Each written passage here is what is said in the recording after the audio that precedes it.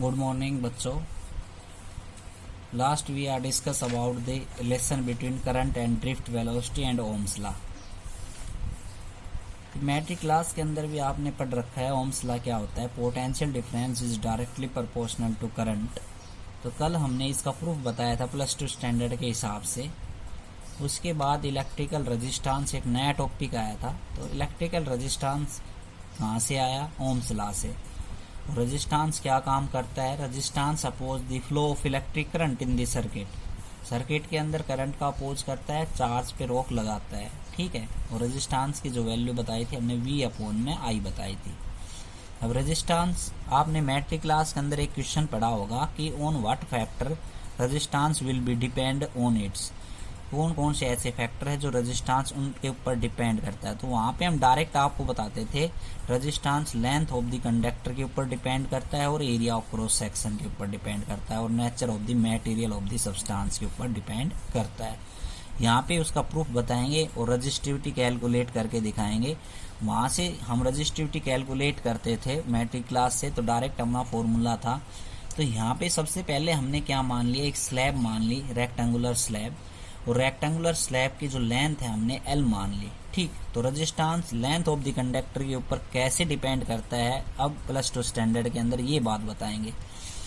तो एग्जांपल लेके चलेंगे। अगर हम length of the slab is double कर दें, फर्स्ट केस है if length of slab is double. Length of the slab हम क्या कर दें, डबल। तो resistance of the conductor length के ऊपर कैसे डिपेंड करेगा? ये कह रहा है कि length of the slab is double, then resistance is also double.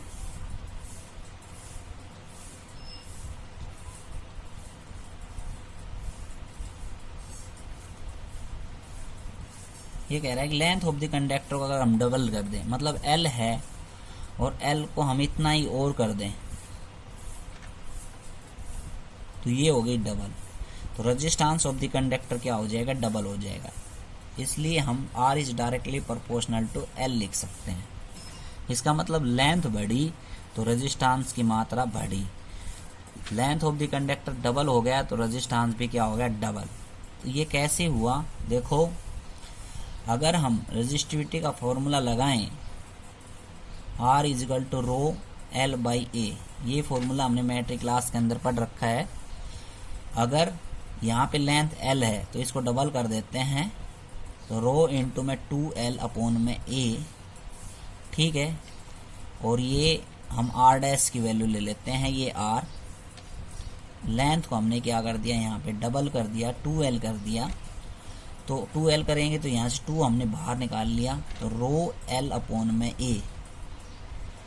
तो R' बराबर 2, रो L/A इक्वेशन फर्स्ट से क्या हो जाएगा, R। इसका मतलब न्यू रेजिस्टेंस की जो वैल्यू आई वो पुराने रेजिस्टेंस से क्या हो गई, डबल। क्या करने पर, लेंथ को डबल करने पर। तो ये हमने प्रूव कर दिया, अगर लेंथ ऑफ द कंडक्टर को डबल करते हैं तो रेजिस्टेंस भी क्या हो जाता है, डबल हो जाता है। तो डबल हो जाता है तो हम लिख सकते हैं R is directly proportional to L, मतलब लेंथ बढ़ी तो रेजिस्टेंस बढ़ा। समझ में आया? सेकंड जो केस है, area of cross section is half if area of cross section of slab is half. Area of cross section slab का हाफ कर दें तो क्या होगा, current is also half.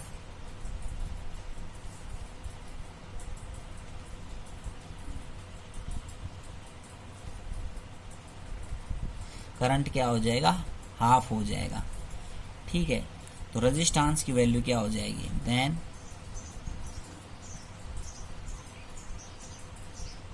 Resistance is double. तो रेजिस्टेंस की वैल्यू क्या हो जाएगी, यहाँ पे डबल हो जाएगी। ठीक है। लेकिन रेजिस्टेंस एरिया पे इनवर्सली प्रोपोर्शनल होता है। ये बात हमने मैट्रिक क्लास के अंदर पढ़ी कि रेजिस्टेंस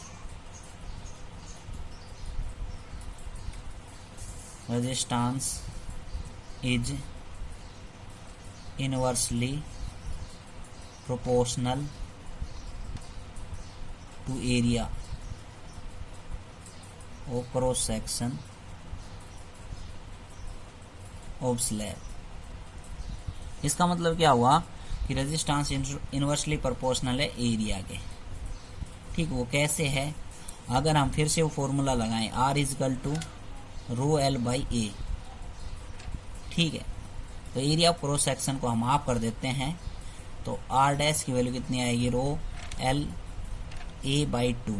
ठीक है, तो R डैश बराबर कितना होगा? 2 ऊपर जाएगा तो 2 रो एल अपॉन में ए। अब R डैश इक्वेशन फर्स्ट से हम लिख सकते हैं 2 इंटू में R, तो ये वैल्यू किसके बराबर है? R के बराबर है, तो R के बराबर है तो ये आ गया। इसका मतलब क्या हुआ? न्यू रेजिस्टेंस की जो वैल्यू आई वो पुरानी रेजिस्टेंस से क्या होगी? डबल। कब? जब एरिया क्रॉस सेक्शन को क्या कर देते हैं? हाफ कर देते हैं। तो ये बात हमने लिखी है कि area of cross section of slab is half then current is half. तो एरिया ऑफ क्रॉस सेक्शन का मतलब यहाँ पे और डायग्राम के अंदर देखें आप, तो ये पूरा ए है, तो ये कितना होगा? ए बाई 2। ये भी कितना होगा? ए बाई 2। और पैरेलल के अंदर अगर करंट इसके अंदर देंगे तो पूरी स्लैब के अंदर पहले बराबर जा रहा था, तो यहाँ पे करंट अब की बार कितना हो गया? आई बाई 2। पूरा करंट आई है, तो यहाँ पे भी कितना होगा? आई बाई 2। हाफ हो गया करंट। और एरिया ऑफ क्रॉस सेक्शन अगर हम देखें रेजिस्टेंस के, देखो इनवर्सली प्रोपोर्शनल है, तो एरिया ऑफ क्रॉस सेक्शन क्या होता है? इनवर्सली प्रोपोर्शनल किसके? रेजिस्टेंस के। दोनों इक्वेशन को कंबाइन करके लिखेंगे। Combine equation nature of material के ऊपर भी डिपेंड करता है। इक्वेशन थर्ड हम लिख सकते हैं combine equation first and second we get, तो ये कितना हो गया? R is directly proportional to L upon में A और R is equal to rho L upon में A। रो यहाँ पे क्या है? कांस्टेंट क्वांटिटी है, इसको हम क्या कहेंगे? रेजिस्टिविटी या इलेक्ट्रिकल रेजिस्टिविटी। तो यहाँ से एक नया शब्द आ गया रेजिस्टिविटी। और अब इसका यूनिट और डायमेंशन पढ़ते हैं। रेजिस्टिविटी का क्या यूनिट होती है और क्या डायमेंशन होता है?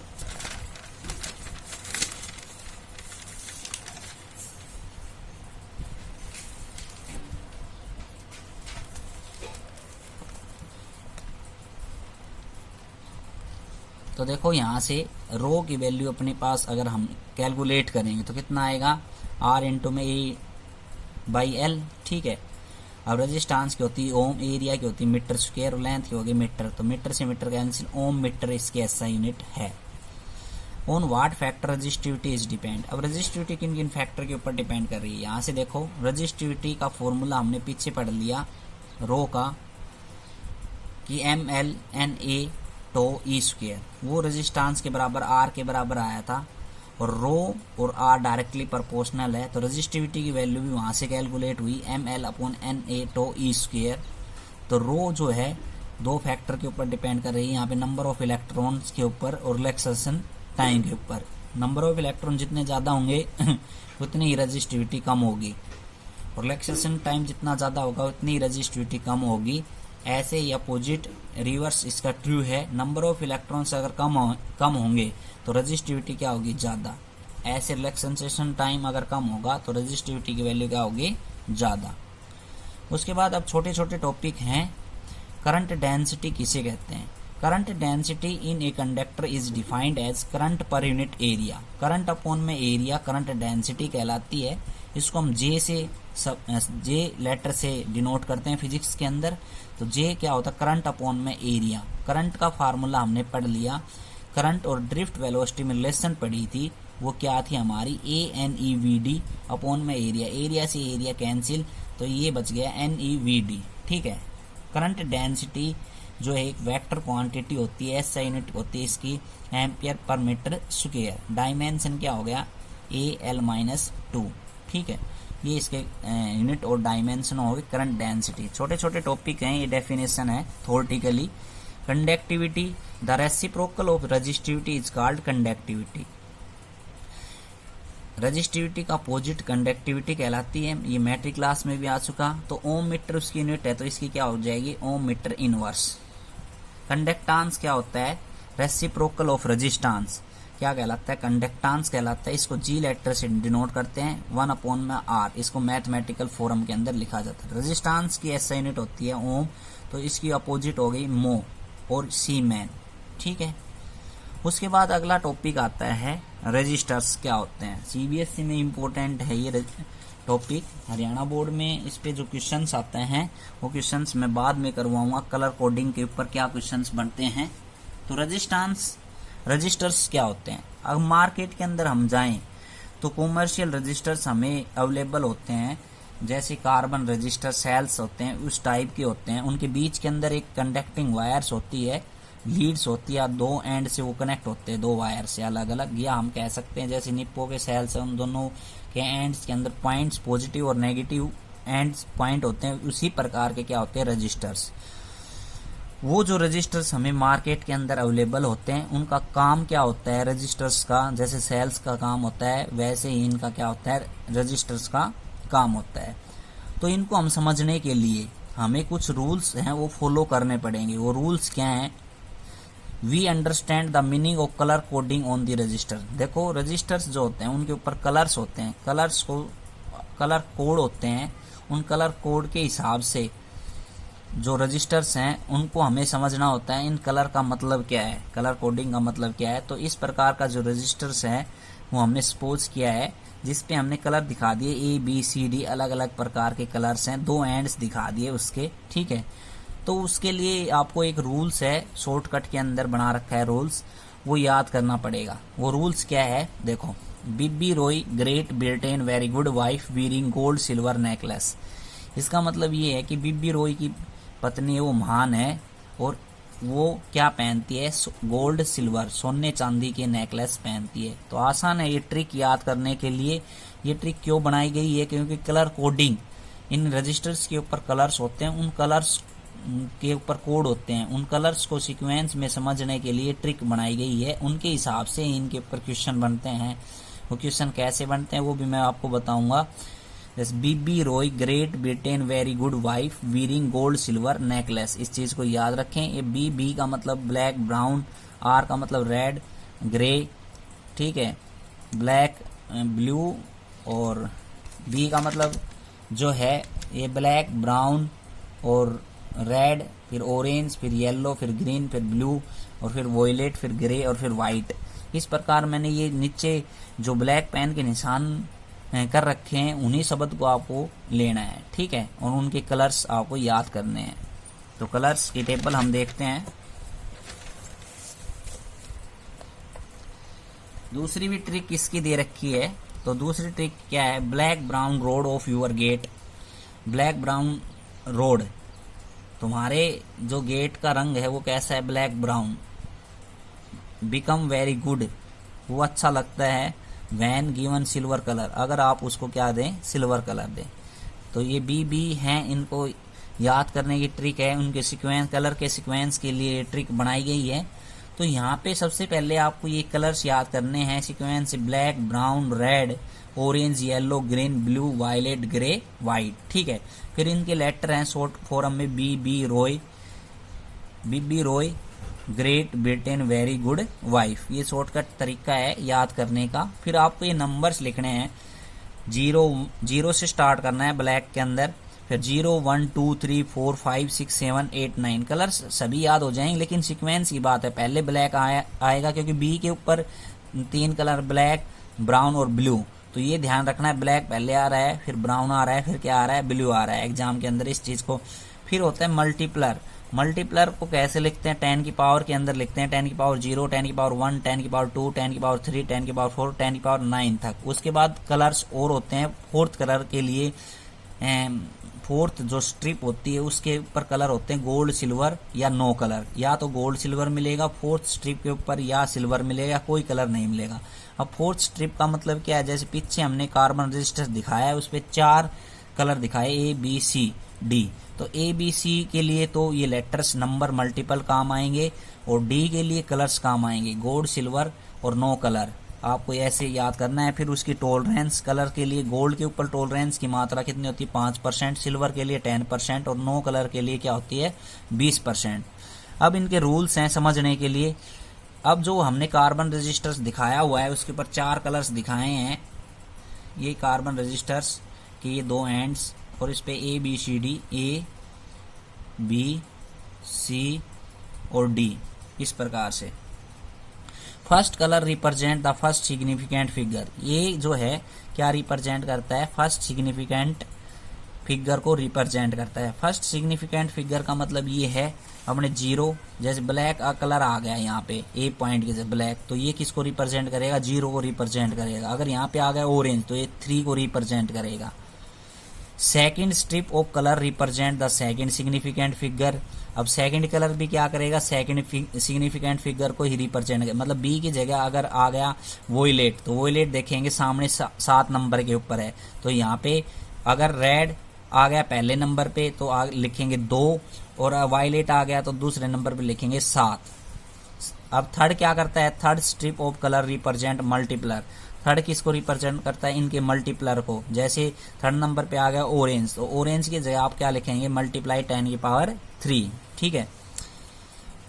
ऐसे fourth colour represent tolerance, fourth जो स्ट्रिप है डी, वो टॉलरेंस को रिप्रेजेंट करता है। मतलब कि आपको यहाँ पे या तो गोल्ड मिलेगा या सिल्वर मिलेगा, डी पॉइंट पे कोई भी कलर नहीं मिलेगा। तो टॉलरेंस अगर गोल्ड दे दिया तो आप लिखेंगे 5%, ठीक। अगर सिल्वर दे दिया डी पॉइंट पे तो लिखेंगे 10%, और कोई भी कलर नहीं होगा तो आप लिखेंगे 20%। तो ये क्या है, इनके रूल्स हैं। अब जैसे कोई भी एक एग्जाम्पल लें, अगर एक एग्जाम्पल लें हम कि ये 3 कलर ले लिए, 1 2 3 ए बी सी, और ए के ऊपर रेड कलर है, पहले पे क्या है रेड कलर, दूसरे पे हम ले लेते हैं येलो कलर, और तीसरे पे ले लेते हैं कोई भी ब्लू कलर, ठीक है। और चौथे नंबर पे हमने ले लेते हैं डी पॉइंट, और चौथे नंबर पे हमने ले लिया सिल्वर, क्या ले लिया, सिल्वर। अब इसको मैथमेटिकल फॉर्म के अंदर लिख के दिया हो तो कैसे लिखोगे, देखो रेड, तो रेड के फर्स्ट स्ट्रिप फर्स्ट सिग्निफिकेंट को नंबर को क्या करती है, रिप्रेजेंट। तो रेड कलर है, तो रेड कितने पे नंबर पे 2 पे, तो यहाँ पे लिखेंगे 2। उसके बाद आ गई येलो, येलो कितने नंबर पे 4 पे, तो 4। थर्ड क्या रिप्रेजेंट करता है, मल्टीप्लर को, तो थर्ड पे सी पे क्या है, ब्लू, तो ब्लू है, ब्लू के यहाँ 10 की पावर 6, तो मल्टीप्लाई में 10 की पावर 6। और फिर टॉलरेंस को प्लस माइनस के अंदर लिख सकते हैं, मतलब ये प्लस भी हो सकता है और माइनस भी हो सकता है। तो लास्ट में हमने सिल्वर लिया, तो सिल्वर की टॉलरेंस कितनी है, 10%, ये लिखेंगे 10%, इस प्रकार लिखते हैं। चाहे उल्टा करके अगर आपसे ऐसे दे दें कोई भी 24 मल्टीप्लाई में 10 की पावर 6 प्लस माइनस 10%, इसको आप कलर्स कोडिंग में लिख के दिखाओ, तो उल्टा लिखेंगे 2, तो 2 देखेंगे कि इसके सामने रेड के सामने, तो पहला कलर कौन सा आ जाएगा, रेड। 4, तो 4 देखेंगे इसके सामने कौन सा कलर है, येलो, तो येलो आ जाएगा। फिर मल्टीप्लाई में 10 की पावर 6, तो 10 की पावर 6 हम देखेंगे 10 की पावर 6 के सामने कौन सा कलर है, वो है ब्लू कलर्स, तो हम लिख देंगे ब्लू कलर्स। और फिर देखेंगे टॉलरेंस 10% है, तो 10% किसकी होती है, सिल्वर की। इस प्रकार से रिप्रेजेंट, लेकिन इसकी जो सीक्वेंस है वो ऐसे ही होनी चाहिए, 24 मल्टीप्लाई में 10 की पावर 6 प्लस माइनस 10%। अगर आप ऐसे दे दें 2400 और प्लस माइनस में 5%, इसके कलर्स कोडिंग लिख के दिखाओ, तो कैसे लिखोगे, तो पहले आपको इस प्रकार से लिखना पड़ेगा, 24 मल्टीप्लाई में 10 की पावर 2 प्लस माइनस 5%, क्योंकि मल्टीप्लर का होना जरूरी है। इस प्रकार आपको सीक्वेंस में लिखना है, ये एक्यूरेट तरीका है। अब 10 की पावर 2 के अंदर देख लेंगे मल्टीप्लर, 10 की पावर 2 के अंदर कौन सा कलर है, रेड, वो थर्ड के ऊपर लिख देंगे। और 2 किसके ऊपर, पहले केस में तो 2 देखेंगे रेड के ऊपर, और तो रेड हो गया कलर। 4 देखेंगे तो 4 किसके ऊपर है, येलो के ऊपर, तो येलो लिख दोगे। फिर मल्टीप्लाई में 10 की पावर 2, तो 10 की पावर 2 देखेंगे रेड के ऊपर, थर्ड कलर आ जाएगा, प्लस माइनस 5% टॉलरेंस किसकी है, गोल्ड की।